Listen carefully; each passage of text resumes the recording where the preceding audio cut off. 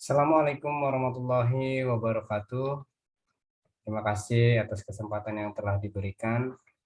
Hari ini saya ingin memperkenalkan diri. Nama saya Septian, mahasiswa Universitas Mercu Buana.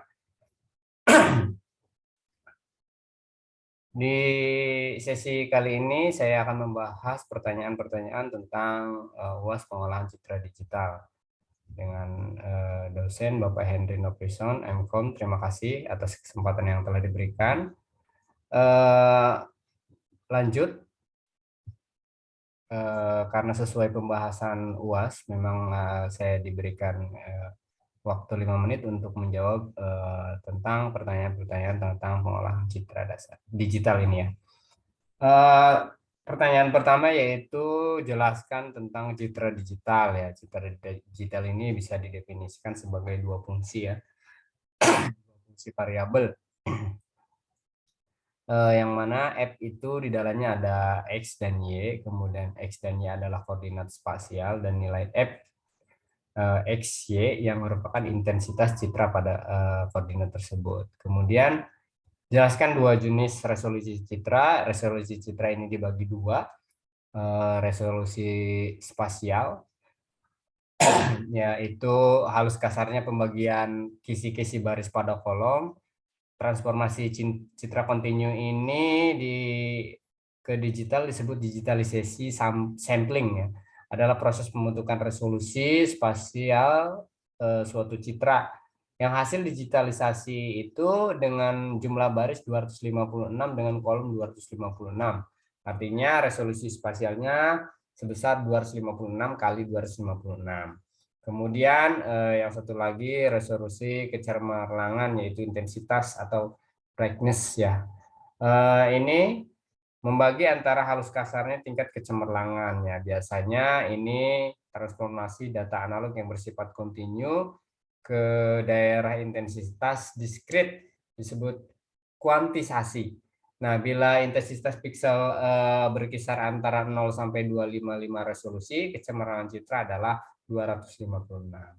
Nah, kemudian contoh penerapan pengolahan citra dalam kehidupan sehari-hari, yaitu saya coba bagi ke dua ya, dua bagian. Kemudian yang pertama adalah pembacaan kode barcode.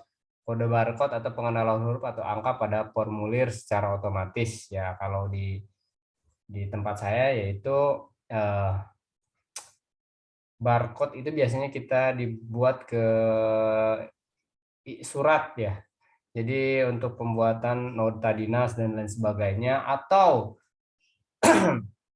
hal-hal yang memang yang surat resmi yang kita sudah ada tanda tangan barcode-nya. Gitu. Kemudian citra mamografi untuk mendeteksi tumor atau penyakit lainnya itu bisa USG yang mana kita bisa mendeteksi ibu janin ya, kehamilan ya, untuk atau bisa penyakit suatu tertentu dalam rahim. Atau citra satelit untuk memprediksi area lahan sawah, cuaca, kebakaran hutan, bencana alam dan lain sebagainya. Ya mungkin itu ya untuk sesi 1 pertanyaannya. Kemudian untuk pertanyaan kedua di UAS ini adalah tentang menjelaskan tentang image sampling atau quantization. Ya, artinya sampling adalah suatu proses mendigitasi koordinat objek. Proses ini memberikan ukuran citra yaitu resolusi piksel 10 kali 10 piksel.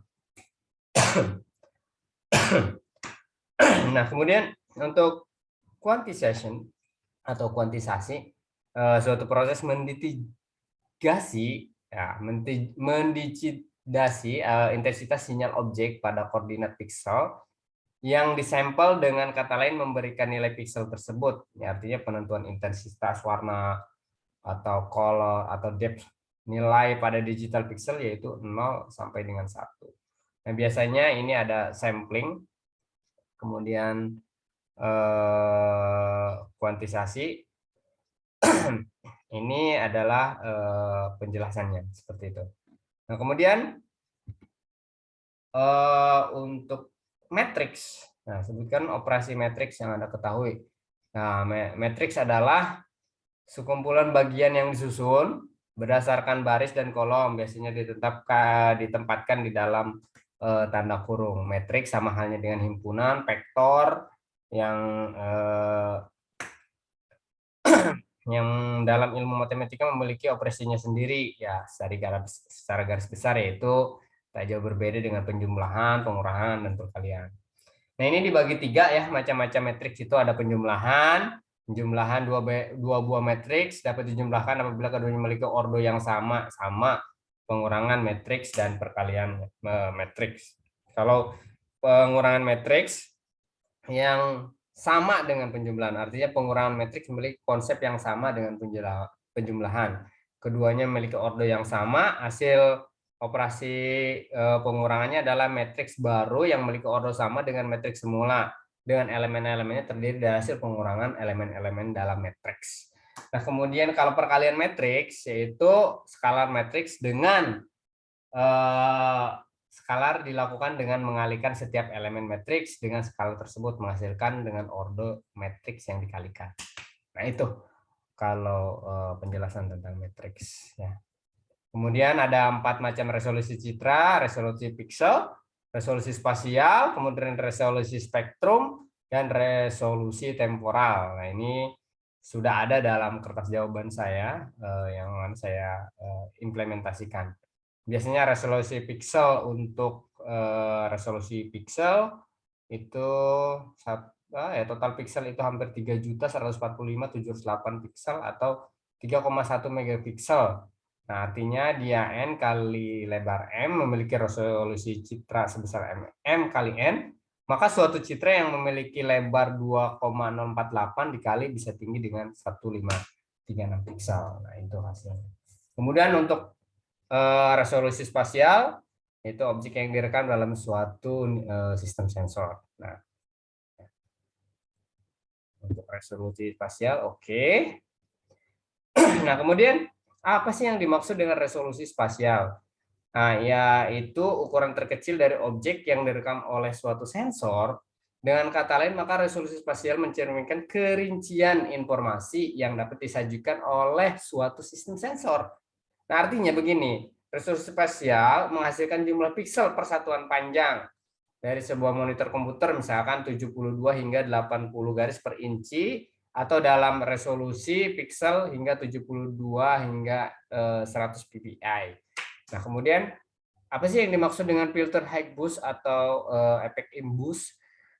Yang dimaksud dengan filter high boost adalah teknik penajaman yang menekankan komponen frekuensi tinggi yang mewakili detail gambar dan menghilangkan komponen frekuensi, sehingga filter high boost ini menajamkan citra melalui konvolusi. Nah, kernel yang kita pakai adalah kernel filter yang lolos tinggi dengan inlay ya, inlay di pusat sisi dengan nilai yang lebih besar daripada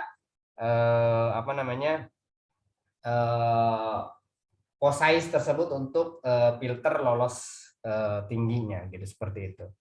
Nah, kemudian sebutkan peralatan pendukung pengolahan citra ya. Pertama, pembentukan citra. Citra dapat dihasilkan dari sebuah sensor yang sensitif terhadap gelombang elektromagnetik. Yang kedua, ada penyimpanan citra, memungkinkan digital disimpan di dalam media penyimpanan pada pad komputer. Terdapat beberapa jenis penyimpanan diantaranya. Nah, penyimpanan jangka pendek yaitu disebut memori. Nah, kemudian penyimpanan online disk magnetik. Nah, kemudian penyimpanan arsip, pita atau disk magnetik atau CD dan lain sebagainya. Kemudian ada pemrosesan citra. Kemudian sebuah unit komputer untuk memproses citra yaitu ada peragaman citra, display, soft copy berupa layar monitor, hard copy, printer, writer, film writer, dan lain-lain sebagainya. Nah, kemudian, nah ini untuk pertanyaan nomor 3, apa sih OpenPC? Ya, OpenPC adalah sebuah library tools ya yang digunakan untuk mengolah gambar sehingga kita mampu mengekstrak informasi di dalamnya. Ya, itu OpenPC dapat berjalan di berbagai bahasa pemrograman, C, C++, Java, Python, dan juga support di berbagai platform seperti Windows, Linux, macOS, iOS, dan Android. Nah, ini untuk pertanyaan nomor 3. Nah, untuk nomor 4, Jelaskan mengenai cara kelebihan dan kelemahan metode transformasi Fourier. Transformasi Fourier adalah tool yang alih ragamkan isyarat dari kawasan waktu ke kawasan frekuensi, menjelaskan kepada kita bahwa alih ragam ini memiliki kelebihan. Yang pertama, mampu menunjukkan kandungan frekuensi yang terkandung di dalam isyarat, mampu menunjukkan berapa banyak komponen frekuensi yang ada di dalam isyarat. Nah, ini contohnya pada gambar tersebut nih. Pada bagian kiri merupakan isyarat asli yang dihasilkan dari penjumlahan 3 buah isyarat sinus dengan masing-masing frekuensi berbeda. Nah, sisi sebelah kanan ini merupakan hasil frekuensi Fourier dalam rupa ternormalisasi. Ya, jadi artinya kita bisa normalisasi daripada 3 tadi. Kemudian kekurangan transformasi Fourier, ya alih ragam mampu menganalisa isyarat Forstner, artinya memiliki sifat kandungan frekuensi dalam isyarat tidak berubah terhadap perubahan waktu. Kemudian komponen frekuensinya berada di semua waktu. Maksudnya apabila kita menerapkan alih program Fourier pada isyarat tersebut, maka kandungan frekuensi yang ditunjukkan tidak akan berubah. Walaupun kita mencuplik pada waktu kapan saja, sebaiknya kita gunakan ketentuan alih program Fourier ketika kita mencuplik, yakni 2/n ya artinya. Nah, kemudian tidak mampu menunjukkan kapan waktu komponen frekuensi tersebut terjadi. Nah, itu kelemahan banget. Kemudian artinya dapat disimpulkan kekurangan alih program Fourier hanya mampu menganalisa isyarat stasionisme ya. Stasionisme sementara isyarat non stasioner sangat banyak. Kemudian alih program ini hanya memberikan informasi berupa semua kandungan frekuensi yang terdapat pada isyarat, tapi tidak bisa memperlihatkan waktu terjadi frekuensi tersebut secara bersamaan. Kemudian dalam aplikasinya referensi waktu frekuensi ini sangat membutuhkan. Nah, ini pertanyaan dari nomor 1 sampai 4. Mungkin sekian dari saya, mungkin agak cepat karena mengejar waktu ya. Terima kasih saya ucapkan. Mohon maaf apabila ada salah kata dan penjelasan. Wabillahi taufiq wal hidayah. Wassalamualaikum warahmatullahi wabarakatuh. Om Swastiastu, salam kebajikan.